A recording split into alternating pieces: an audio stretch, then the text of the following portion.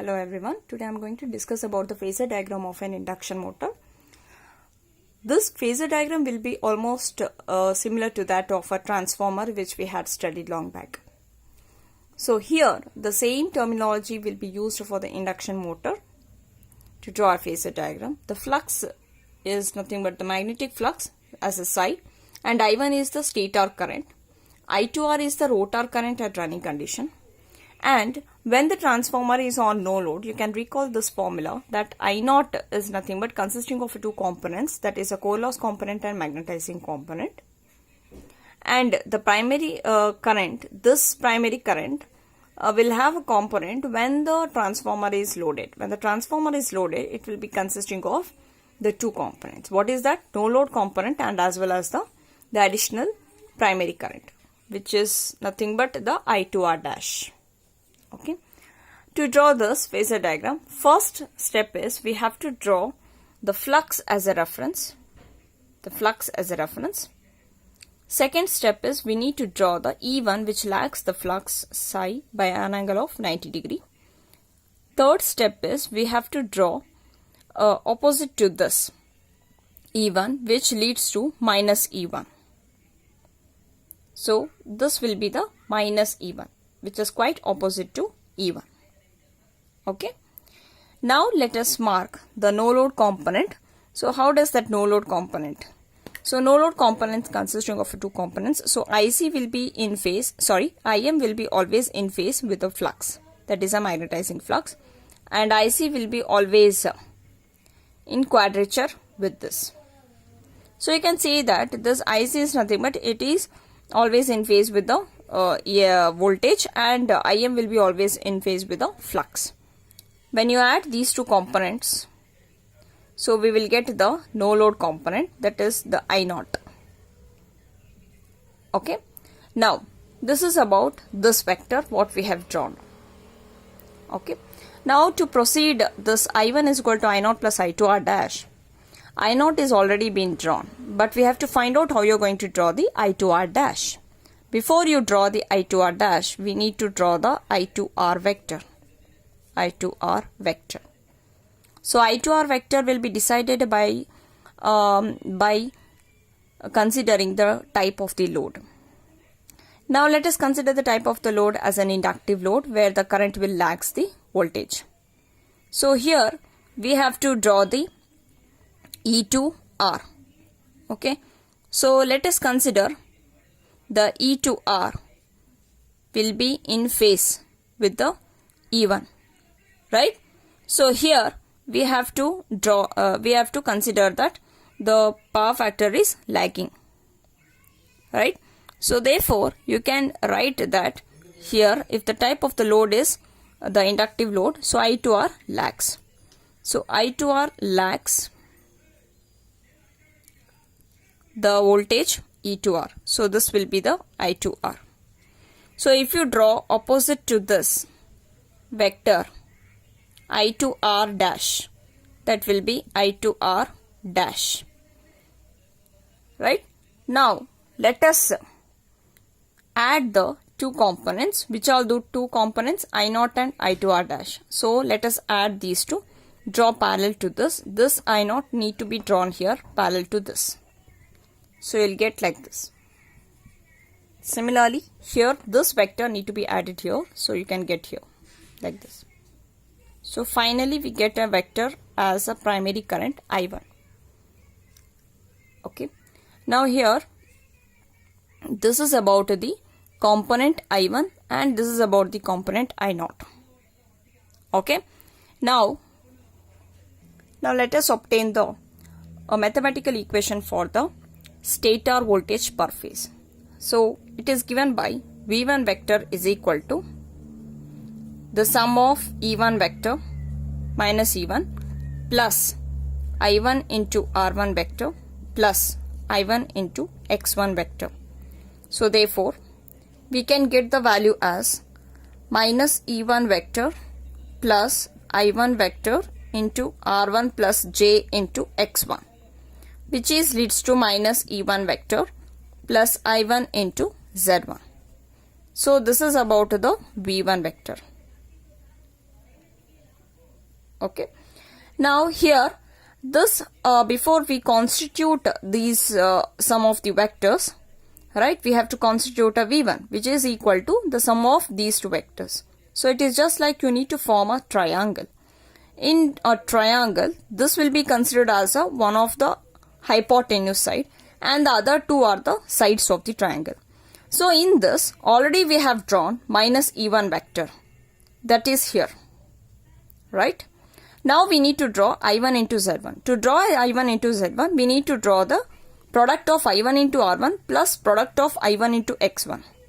So I1 into R1, that is nothing but voltage drop across the resistance, which will be always in phase with the current I1. So what you're going to do here, this I1 will be, you can draw parallel to this. So you can draw, it will be always in phase. Since here this is a vector I1, so you can draw in phase with this. So that is nothing but I1 into R1.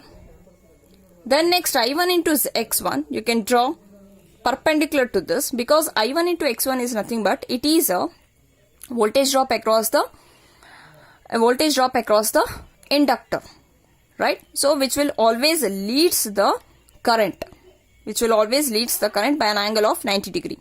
So therefore you can't draw here the I1 into X1, you cannot draw here perpendicular to this. So where it should be added? It should be added to the I1 into R1. So we need to add that component to the vector I1 into R1 only. So therefore, instead of drawing here, you need to draw it here, because we have to sum up all these vectors together. So this leads to I1 into X1. So we can get a resultant vector here. The resultant vector, that is I1 into Z1. So finally we can add up these vectors together and we can get the hypotenuse, that is nothing but V1. So V1 is equal to minus E1 vector plus I1 into Z1 vector. Clear? Now this is about the stator supply voltage, right? Similarly, the rotor induced EMF in running condition. We have to obtain the mathematical equation. So let us write down that rotor induced EMF at running condition means E2R. So that value will be equal to, it will be consisting of the components I2R into R2 plus I2R into X2R, right? So here, these are all the mathematical equations which we obtain. We need to refer the equivalent circuit. From that equivalent circuit, applying a KVL to the primary side, we can get this equation. Applying a KVL to the secondary side, secondary part of a circuit, we can obtain this equation. Okay, we need not to mug up that, right? So we can get it directly from there. Now similarly, I2R into R2 plus J into X2R. So therefore we can get it as I2R into Z2R vector, right? So this will be the mathematical equation for the rotor induced EMF at running condition. Similarly here also we need to obtain the voltage E2R. So how to obtain that E2R? E2R is already there. That's a one side of a triangle. Remaining two sides we need to add up. What is that? Is I2R into R2 plus I2R into X2R. So to add up that, again I2R into R2 is nothing but it is again a voltage drop across a resistance, okay, at a rotor side, which is again in phase with the current I2R itself. So therefore again you can constitute somewhere here, it will be in phase. So I2R into R2, it is in phase, okay.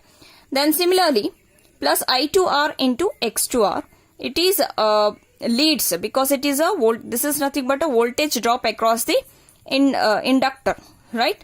So it is a RL circuit. So therefore, the voltage drop across inductor will leads the current. So where is that current vector? It is here. So you need not to draw here as a 90 degree. We need to draw in addition to this. So therefore you can add up here. Okay. So this constitutes nothing but E to R.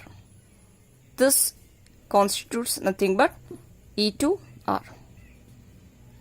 Okay. So this will be the E1 earlier what we have drawn. So this is how the E to R vector will be in phase with the E1. Okay. So therefore you can show that E to R is equal to I to R plus I to R into R2 plus I to R into X to R will give you E to R. Okay. So you can find some angles, that is psi to R with respect to this, and some angle you can mark it over here also. This is for no load current means with respect to the V1. So this constitutes psi naught. This constitutes psi naught. Similarly, the angle with respect to the I1 and V1 constitutes psi 1. Okay. So these are all the different phase angles between the primary between the stator voltage or the primary voltage V1 with respect to the current I1, and similarly the phase difference between the secondary side of a circuit, that is between the E to R and I to R. Okay. Thank you all.